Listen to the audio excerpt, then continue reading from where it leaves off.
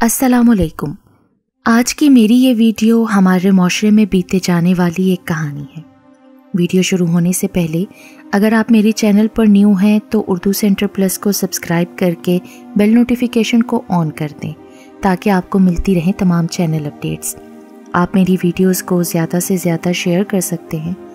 अब आप मुझे ट्विटर, फेसबुक और इंस्टाग्राम पे भी फॉलो कर सकते हैं। इंसान का दिल भी अजब मतवाला होता है। कभी कभी तो ये अपने कीमती रिश्तों को भी ठुकरा कर मनमानी कर जाता है।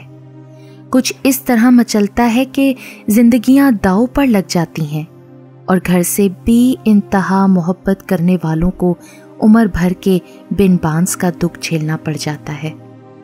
ऐसे ही सायरा का दिल मचला, अपना घर भी बर्बाद किया और हमको भी।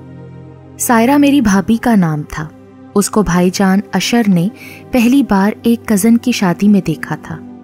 ये लोग दूल्हा के वालिद के जानने वाले थे, तभी शादी में मदु कर लिया था। हसन साहब के साथ ताया अबू की पुरानी जान पहचान थी। यूं कहना चाहिए दोस्ती का रिश्ता था। सायरा हसन साहब की बेटी थी जो शादी में बहुत बन ठन कर आई थी और दूल्हा की बहनों के साथ उड़ी उड़ी फिरती थी। जाने कौन सी घड़ी थी कि मेरे बड़े भाई अशर की उस रंगीन तितली पर नजर पड़ गई और वो उसके ज़ाहिरी हुस्न पर मर मिटे। घर आकर वालिदा को मजबूर किया कि मुझे सायरा से शादी करनी है, लिहाजा हसन साहब के घर सायरा का रिश्ता मांगने जाइए। मेरे वालिदैन की उस फैमिली से बिल्कुल भी जान पहचान न थी। अम्मी ने सायरा को शायद गौर से देखा भी न था। उनको तो उस लड़की की सूरत याद ही न रही थी, क्योंकि शादी के घर में 20 लड़कियां एक से एक सज संवर कर आई थीं।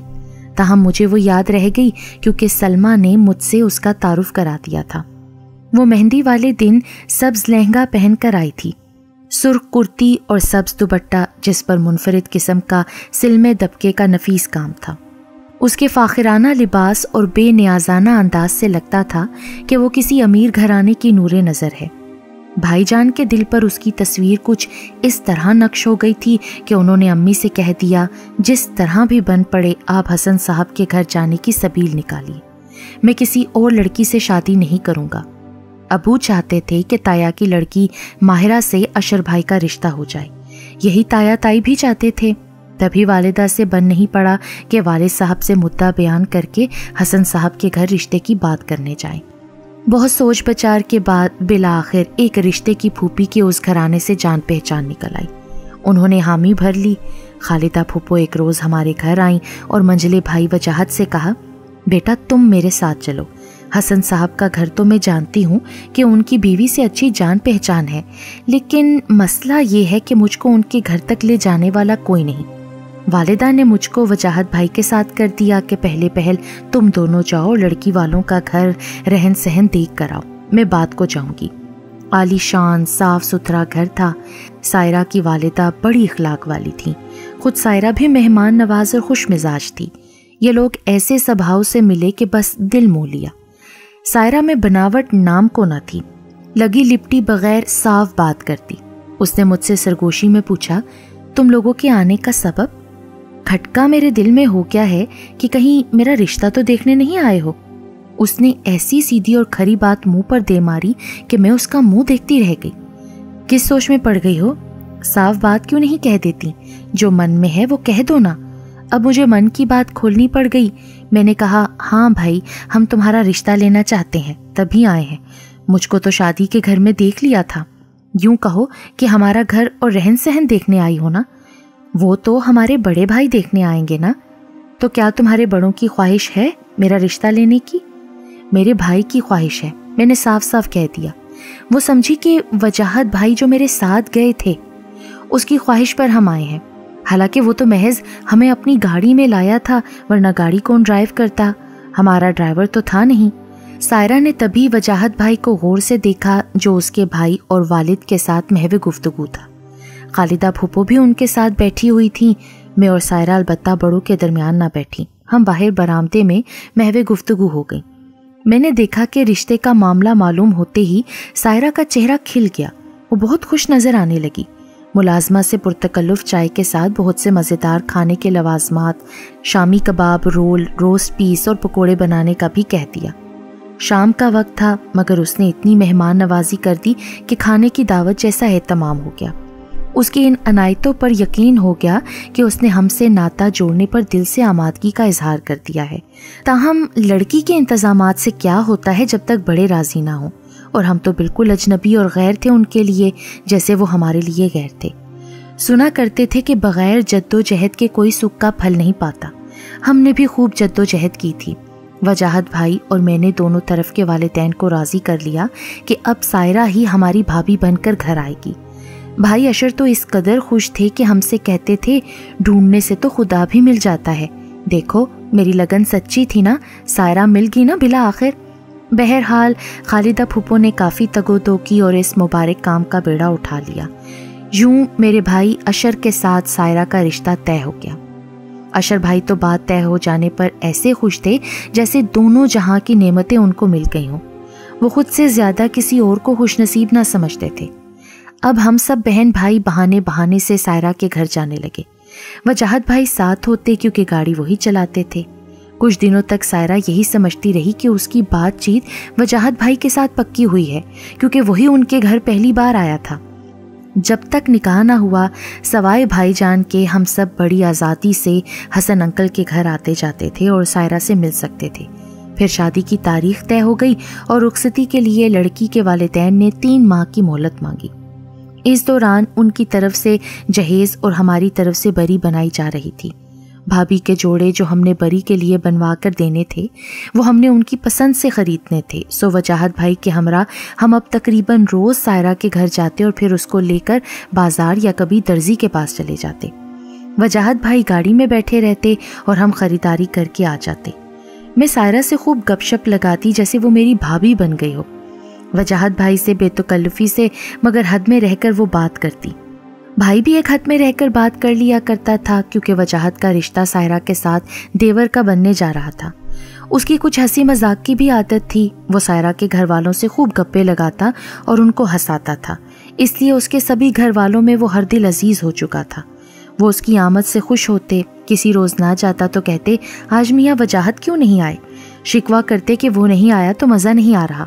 آتے ہی رونق لگا دیتا ہے۔ خاص طور پر سائرہ کے دونوں بھائی وجاہت پر جان چھڑکنے لگے تھے۔ میری چھوٹی بہنیں جب سائرہ سے مل کر آتی تو اشر بھائی سے کہتی کہ بھابھی کہتی ہیں نہ جانے یہ 3 ماہ کا عرصہ کب گزرے گا، کاش وقت جلدی گزر جائے اور میں تم لوگوں کے گھر ہمیشہ کے لیے چلی آؤں، کیونکہ مجھ کو تم سب بہن بھائیوں سے محبت ہو گئی ہے، یہاں تو تنہائی سے بہت بوریت ہوتی ہے۔ ایسی باتیں سن کر اشر بھائی کھل اٹھتے۔ وہ اس قدر شرمیلے تھے کہ ایک بار بھی اپنے ہونے والے سسرال نہ گئے اور نہ سائرہ سے بات کی۔ سائرہ یہی سمجھتی رہی کہ اس کا رشتہ وجاہت سے طے ہوا ہے۔ جس روز منگنی کی رسم ہونی تھی اشر بھائی جان اپنی ہونے والی دلہن کے گھر گئے۔ بڑی عزت و احترام سے سائرہ کے گھر والوں نے ان کا احترام کیا۔ سائرہ کے بھائی بھی ان کو گھیرے میں لے کر ہال میں چلے گئے جہاں ان کے کچھ رشتہ دار اور مولوی صاحب موجود تھے۔ منگنی کی بجائے اب نکاح کا پروگرام بن چکا تھا، سو حسن صاحب اور ان کے بیٹے اشر بھائی کو قرار واقعی اہمیت دے رہے تھے۔ سائرہ مگر حیران تھی کہ وجاہت تو کبھی اندر کبھی باہر آ جا رہا ہے، یہ لوگ کس کو دولہا کہہ رہے ہیں اور اتنی اہمیت دے رہے ہیں۔ اس نے مجھ سے پوچھا کیا میرا نکاح تمہارے بھائی سے نہیں ہو رہا؟ میں نے کہا ہاں بھائی سے ہی تو ہو رہا ہے، اور کس سے ہونا ہے؟ لیکن وجاہت تو عام سے سادہ کپڑوں میں آیا ہے۔ میں نے بتایا کہ تمہارا نکاح وجاہت سے نہیں بلکہ میرے بڑے بھائی اشر سے ہو رہا ہے، وجاہت تو میرا دوسرے نمبر والا بھائی ہے۔ یہ کیا کہہ رہی ہو؟ تم نے تو کبھی اشر کا ذکر میرے سامنے کیا ہی نہیں، اور نہ وہ کبھی ہمارے گھر آیا ہے۔ مجھے دیکھنے تو پہلے روز تمہارے ساتھ وجاہت آیا تھا۔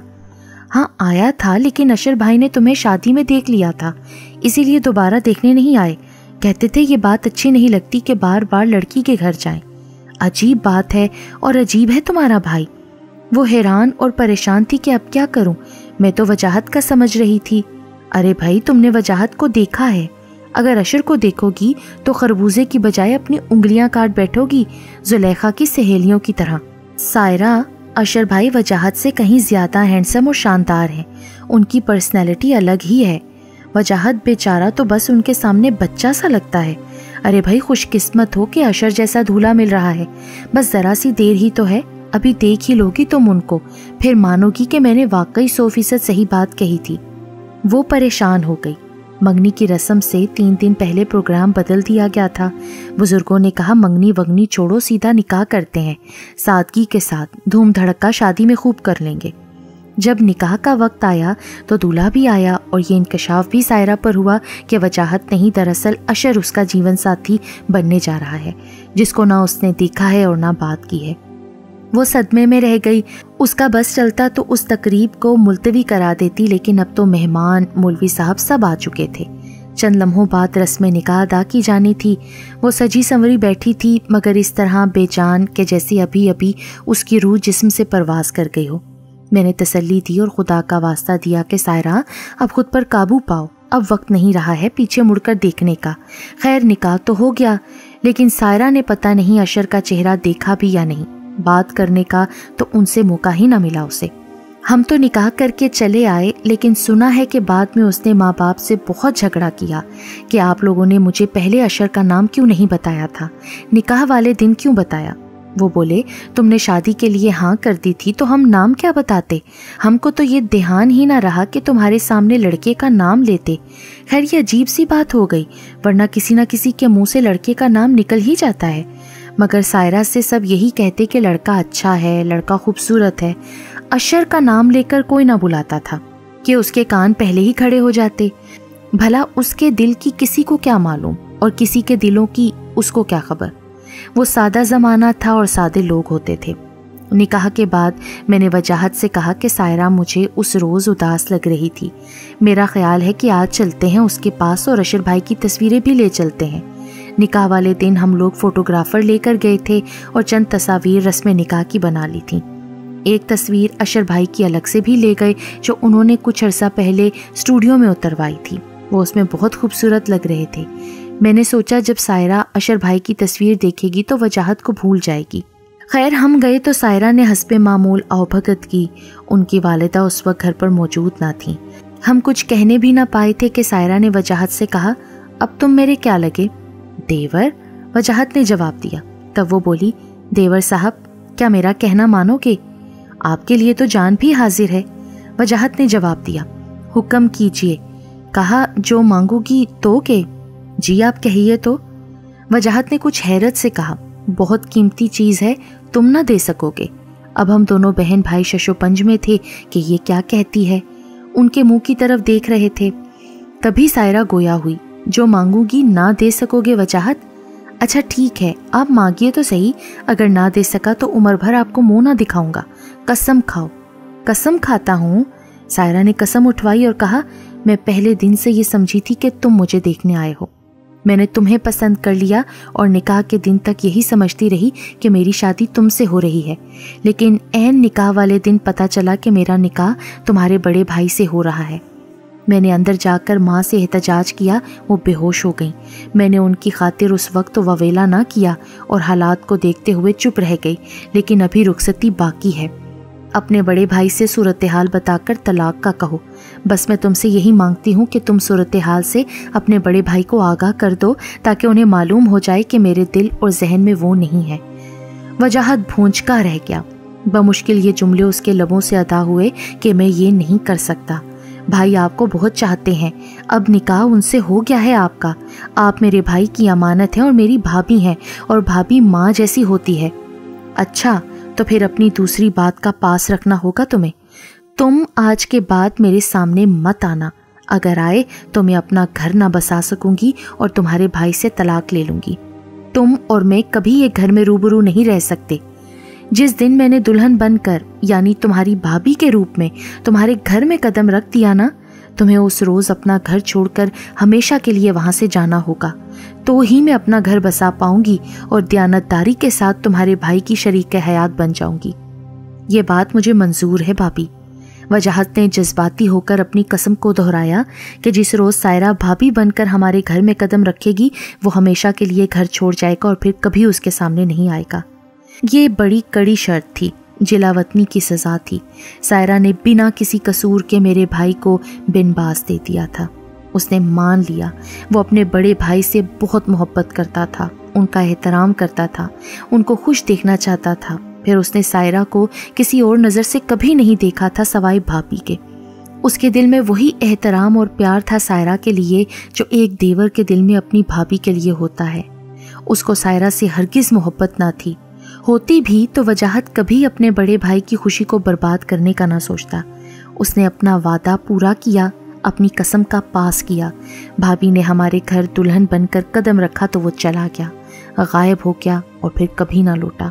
सायरा जिस रोज़ दुल्हन बनकर हमारे आंगन में उतरी, सभी ने उसके कदम लिए और वजाहत दूर खड़ा देखता रहा। वो अब हमारे ख़ानदान की इज्जत, हमारे घर की आबरू और हमारे भाई की खुशी बनकर आ चुकी थी। सुबह घर वालों के बेदार होने से पहले ही वजाहत हमेशा के लिए जा चुका था। वजाहत भाई ने उसके बाद किसी से राब्ता ना किया। भाभी सायरा की ये कसम कितनी तकलीफ दे थी, उसने इस बात का एहसास ना किया। अपने दिल मतवाले से सोचा और मनमानी कर ली। ये भी ना सोचा कि वजाहत हमको किस कदर याद आता है। ये ख्याल आते ही नींदें उड़ाने को काफ़ी था कि वो घर वालों को बताए बगैर गायब हो गया था। माँ कितनी तड़पी, बहनें किस कदर रोईं, मगर हम सबके आंसू भी सायरा भाभी की खुशी ना लुटा सके। अशर भाई ने उनको खुश रखने की बहुत कोशिश की, मगर वो खुश ना रह सकी। आखिरकार तलाक ले ली और अपने मैके लौट गई। सच है कि ये दिल भी अजीब चीज़ है, माने तो दुनिया आबाद हो जाए, ना माने तो एक घर भी आबाद नहीं हो सकता।